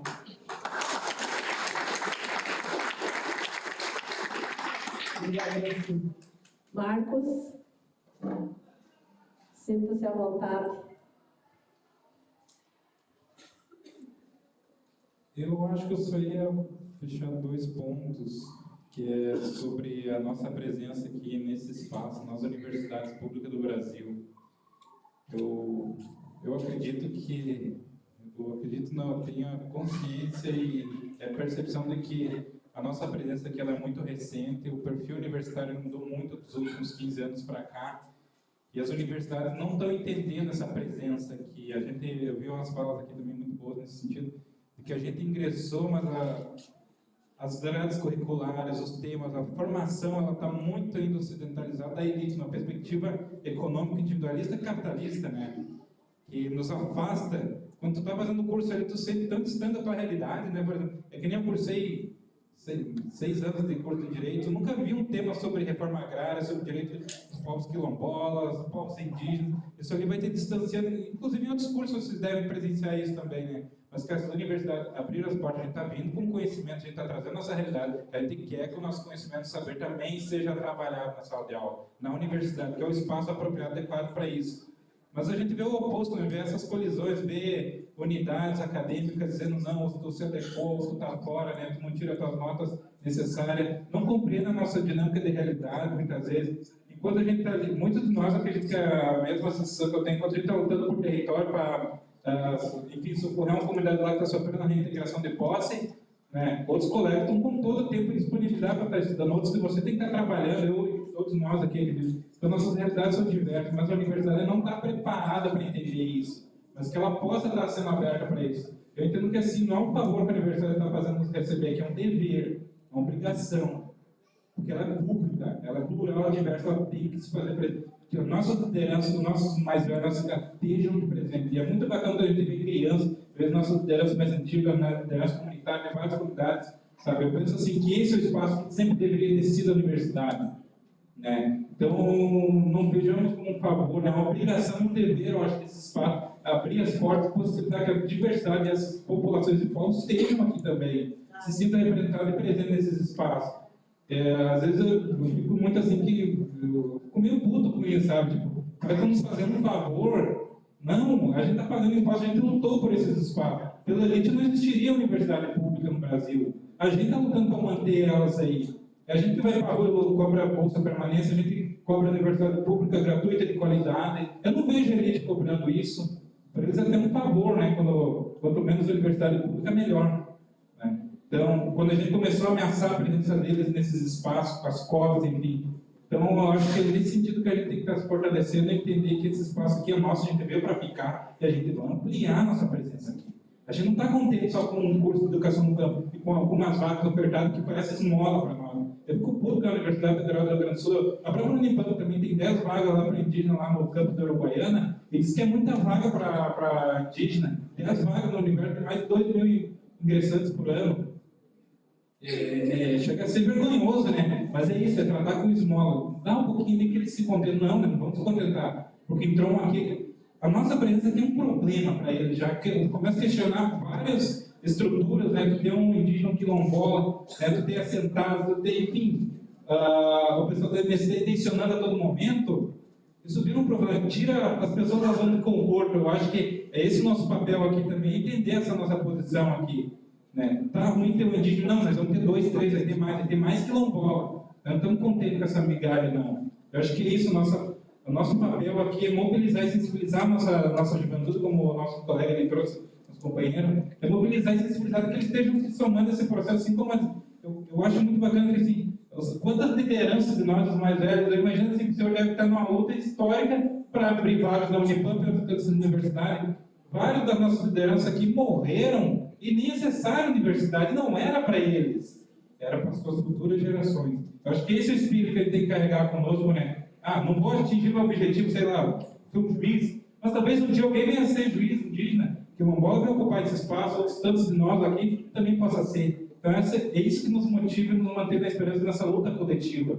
Porque se ela partir e começar a atender do lado individual, a gente vira mais do mesmo e já está cheio fora desse perfil, né? Então acho que é chamar esses pontos importantes e destacar que eu acho que os avanços que tem nas universidades públicas é em conjunto essa parceria, luta dos movimentos sociais, em parceria com quem já está dentro desses espaços, são sensíveis e parceiros nesse processo. Acho que isso tem que intensificar. né? Eu vejo como uma questão de um dever histórico, uma questão de reparação histórica, né? Mais de 200 anos das universidades no Brasil, e só agora, 15, 20 anos, a gente vem acessando esse espaço, né? Então, acho que é um momento que a gente tem que ter ciência disso, é só isso que eu queria complementar com vocês. Eu trago muito essa coisa da nossa liderança, de que, de fato, lutaram, e era algo que eles nem viram materializar alguma dessas conquistas. Eu lembro que o meu tio recentemente faleceu, e ele nem me viu se formar. E o pedido dele era: quando ele se formar, me chama para a tua formatura. Eu nem consegui realizar isso a tempo para ele, porque não deu, mas a esperança dele, só de ver nós acessar aqueles espaços, já se realizou. Mas o próximo passo dele era ver nós se formando lá, um diploma, toda aquela cerimônia lá. Enfim, então acho que são idealizações ideais que eles um dia idealizaram, concretizaram, e a gente está fazendo parte desse processo, vai ter que continuar. Tá bem? Eu não abro mão desses princípios coletivos essenciais de muitas pessoas que tombaram nesse processo, para a gente estar aqui nesse espaço falando, escutando, e liderança que hoje estão presentes, e é isso, tem crianças, jovens, os mais velhos nesse espaço. Isso se torna uma universidade pública, plural e diversa, de fato, que é o que ela sempre deveria ter sido, né, constituída e feita de fato. Então, acho que é isso, agradecer, que a gente segue nas nossas lutas, mobilizações. Acho que aqui é só mais um desses espaços que a gente tem que estar consolidando e fortalecendo também. É isso. Muito bem.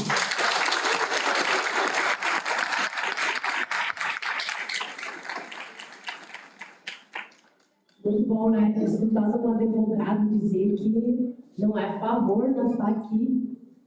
É muito legal isso, né? Saber, isso nos fortalece. E quanto mais universitário vindo dos quilombos, dos assentamentos, a gente se sente fortalecido, né? Eu gostaria só de, para me finalizar, de dizer uma questão que eu não falei na minha fala, que é a questão de gênero, que é uma coisa que nós tratamos muito dentro do nosso movimento, do movimento interno, do nosso assentamento, e que é um tema muito difícil, que é um tema complicado, porque dentro do nosso tratamento o machismo está muito presente. Se eu disser para vocês que foi fácil para mim entrar na universidade com 46 anos, me formar, entrar na direção da cooperativa mulher, assentada, mãe, e cumprir com esse papel, eu vou estar contando uma grande mentira. Vocês sabem só por que eu consegui isso? Porque eu sou uma grande teimosa. Porque eu não fico quieta para as coisas. Quando eu entrei na universidade em Livramento, eu não tinha transporte escolar. Eu moro 40 quilômetros de Livramento. Não podia usar o ônibus do ensino médio porque a lei não previa que quem fazia faculdade podia andar no ônibus. O ônibus passava na frente da minha casa, tinha lugar no ônibus, tinha espaço, e a secretária da Educação do município me disse que eu não podia, eu saí chorando da secretaria. Meus colegas foram comigo e eu disse assim: não me diz isso. Que eu, com 46 anos, consegui passar no Enem, consegui me inscrever, consegui entrar na universidade e não posso usar o transporte escolar. Não me diz isso. Eu não aceito.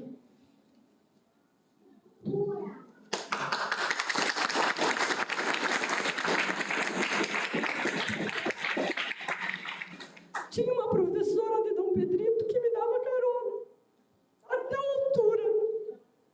Eu não tinha carro para chegar em casa. Ficava 6 quilômetros da minha casa. Ela me deixava no posto da faxina.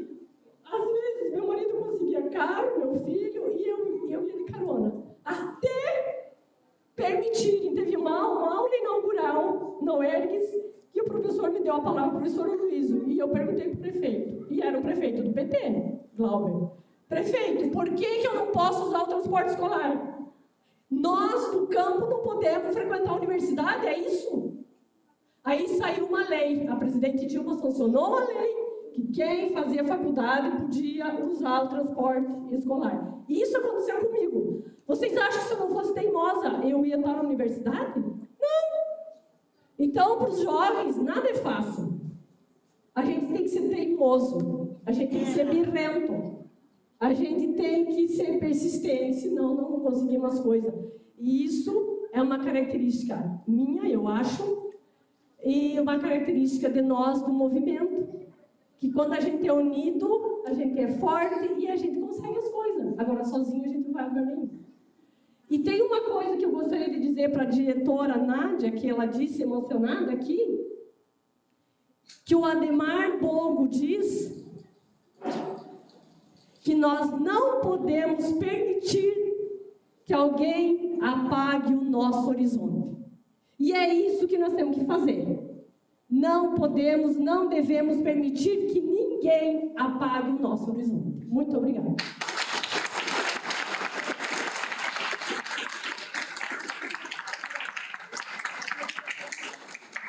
E eu chamo aqui Beatriz Salles, estudante do curso de Ciências da Natureza.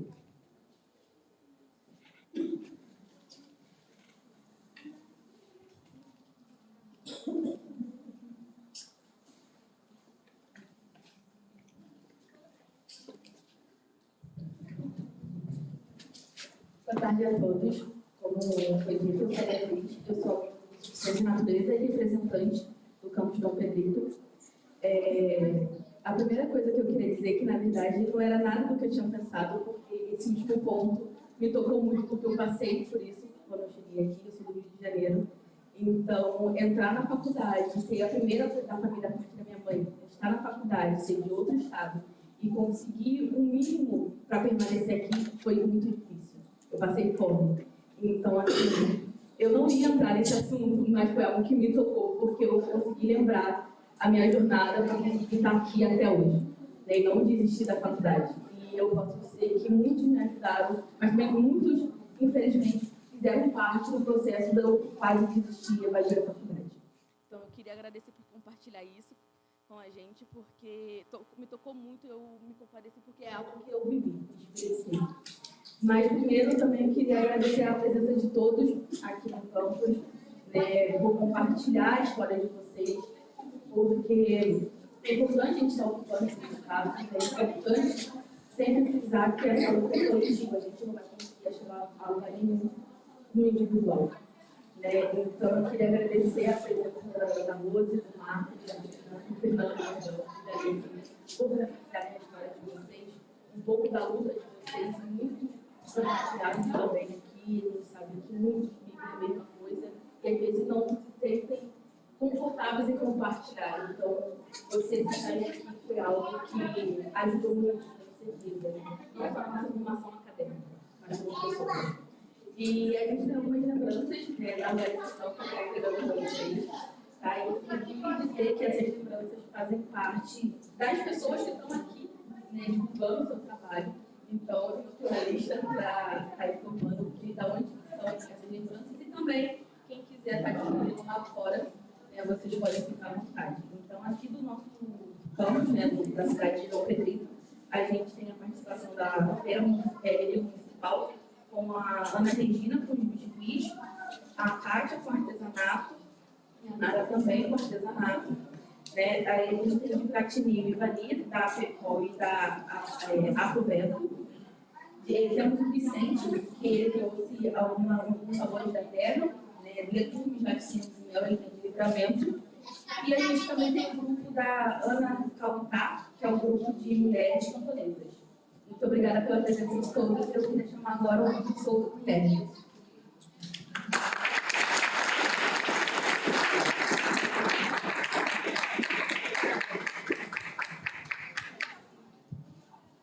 Então, gente, agora a gente vai viver aqui um momento que eu considero um momento muito especial. Né? Eu gostaria, então, tirando aqui a mesa, agradecendo aqui, né? Podemos voltar agora para os nossos lugares, que a gente vai viver um outro momento agora. Um aviso importante, estamos quase chegando à hora do almoço. Então, o que a gente vai viver agora é o encaminhamento para o almoço. O almoço vai ser no CTG, aqui do lado, já tem uma equipe lá preparando. Um almoço com produtos também da reforma agrária, da agricultura familiar, da feira, né? E daqui a pouquinho, a Marília vai falar com a gente melhor e vai fazer o encaminhamento para o almoço. Mas agora, é um momento também que eu considero muito especial, porque é um momento muito importante, porque a gente sabe que das várias questões que vem acontecendo, uma delas é o desmatamento, é o desrespeito com a natureza, é a queimadas que a gente viu aí acontecendo direto, é o agronegócio expandindo a sua fronteira na base da violência. O agronegócio já ocupou as terras produtivas que tinham e agora vai abrindo fronteiras, destruindo florestas, ocupando os territórios quilombolas, os territórios indígenas, né, e a gente precisa resgatar isso. Então, eu vou pedir para a Fabiane soltar uma música ali para mim, e nós vamos fazer aqui o lançamento da nossa agrofloresta. Tá? O lançamento da nossa agrofloresta, né, a gente tem uma decisão que a gente precisa tomar aqui, que a gente deixou para aqui essa decisão. Nós temos 2 nomes propostos para a agrofloresta. O nome proposto é da Ana Zigmavese. Todo mundo aqui deve conhecer bastante, a Zigmavese, agroecologista, né? Uma cientista do solo, etc. O outro nome proposto, né, é um nome, e aí, Laura, vou pedir para você chegar aqui um minutinho, né? A Alessi também, né? É um nome de homenagem ao senhor Eduíno. O senhor Eduíno foi uma importante liderança quilombola, né? Aqui da nossa região, Santana do Livramento, teve uma importância da luta quilombola a nível nacional, e infelizmente o ano passado o senhor Eduíno nos deixou. Então o senhor Eduíno é da comunidade quilombola do Bico da Armada, está aqui o Lauro, que é filho do senhor Eduíno, a Alessi, que foi uma grande companheira e toda uma luta lá do senhor Eduíno. E o senhor Eduíno sempre cultivou lá árvores, sempre cultivou agroflorestas, né? Então, a da esposa dele, desculpa, eu não sabia. Dona Maria de Lourdes, se ela puder vir aqui também. Né? Obrigado. Então, o senhor Eduíno sempre... eu vou deixar passar a palavra um pouquinho para vocês, falar lá, né? Do trabalho sobre lá, do quintal agroecológico dele, né? Assim, então, fique à vontade. Não sei aí, a gente não combinou isso de hoje. Aqui vocês já estão vendo que a gente muita coisa aqui não combinamos, né? Então estamos construindo junto. Então, não sei quem que aqui gostaria de fazer a fala, de apresentar o seu livro. Pessoal, o seu Antônio Eduíno Lima Silva era pai do Lauro, né? Esposo da Lourdes. E foi o nosso mentor dentro da comunidade, a pessoa que levantou a nossa associação, foi quem lutou para que a gente hoje tivesse uma associação, né? E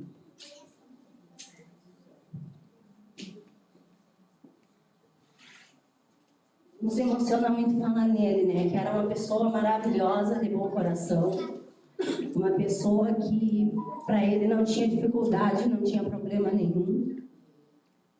Tudo que precisava, ele estava presente junto com todos, fossem os mais velhos, fossem os mais novos. Gostava de engrandecer os nossos filhos, falar também, né, dizer o tanto quanto a gente tem dentro da nossa comunidade. E uma pessoa sem palavras, que não tem o que falar, mas que... Se não fosse ele, nós não teríamos uma comunidade quilombola, uma associação, né? E agradecer ao professor que lembrou, né, de colocar o nome dele, né? Ele era um homem que gostava muito de árvores, de pomar, e tinha na casa dele um pomar orgânico, né? Que o pessoal vai lá visitar hoje, mas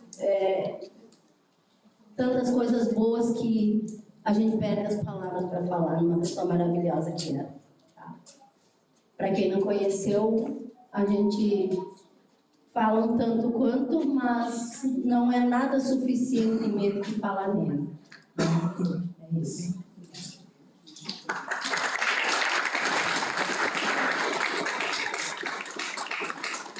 Bom dia a todos. Meu nome é Lauro, eu sou filho do seu Antônio Eduíno. Sou da comunidade quilombola do Bico da Armada. Estou um pouco até emocionado, meio de surpresa até, mas, bueno, eu sou meio limitado para falar dele. Eu Eu acho que em vida dele tive muito que aprender, deixei de aprender um pouco quanto comunidade, mesmo estando em comunidade, né? Fui 8 anos secretário da associação, junto com a associação, mas, assim, hoje eu sinto a falta de ter aprendido um pouco mais com ele, né? Mas ele sempre passou um sentido de união, de família, digamos, de aprendizagem mútua uns com os outros e humildade. E é isso aí que eu levo. Não tenho mais nada a falar. É isso.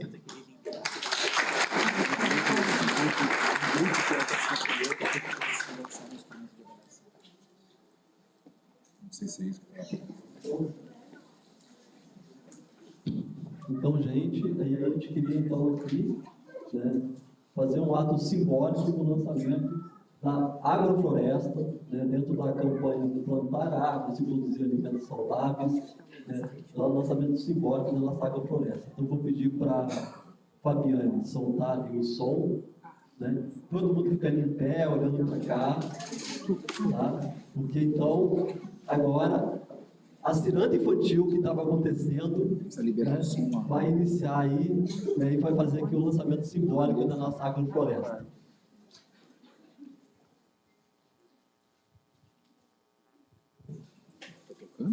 Bem, nós estamos vivendo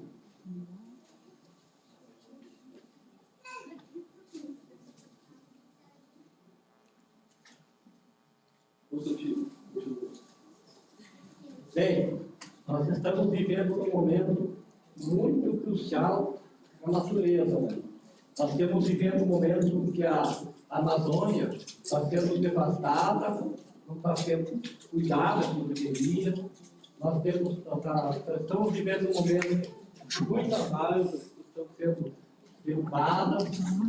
A nossa terra está aquecendo a cada momento, esse ano nós enfrentamos seca, uma seca sem limite, e temos vários problemas também nos outros biomas, né? No caso do nosso aqui, nós estamos pensando já que vamos ter que começar também a fazer grandes lutas para poder acabar com esse extermínio, que é uma pampa. Então, nós temos um projeto de plantio de árvore e gostaria de combinar com o pessoal para nós começar a plantar árvores mais no bioma mesmo. Vamos fazer um reflorestamento, é um ato simbólico, mas é muito importante para nós, no final de que nós vamos fazer isso aqui, vamos continuar. Não basta só algumas pessoas plantar árvores, tem que toda a sociedade plantar, tem que toda a sociedade cuidar das árvores, tem que todas as pessoas preservar. Então, eu queria dizer algumas palavras só, para nós conseguir fazer esse plantio, mesmo simbólico, mas que tem uma representação muito forte para nós, para todos nós e para a sociedade. Muito obrigado.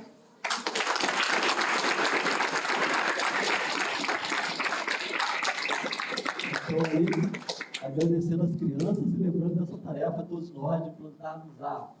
Então, muito obrigado. E aqui a salva para os nossos sem terrinhas, para os nossos sem quilombinhas, para os nossos turbis, nossas crianças indígenas. E lembrando isso, né, é muito importante também nesses eventos a gente possibilitar esses espaços para que as famílias possam participar e para que as crianças também tenham o seu espaço. Então, agradecendo aqui Giovana, Karine e toda a equipe da Ciranda. Bom, e aí agora, finalmente, um encaminhamento para o almoço. Mas para nós, comer é um ato político. Né? Antes do encaminhamento para o almoço, Altaci, por favor, fazer aqui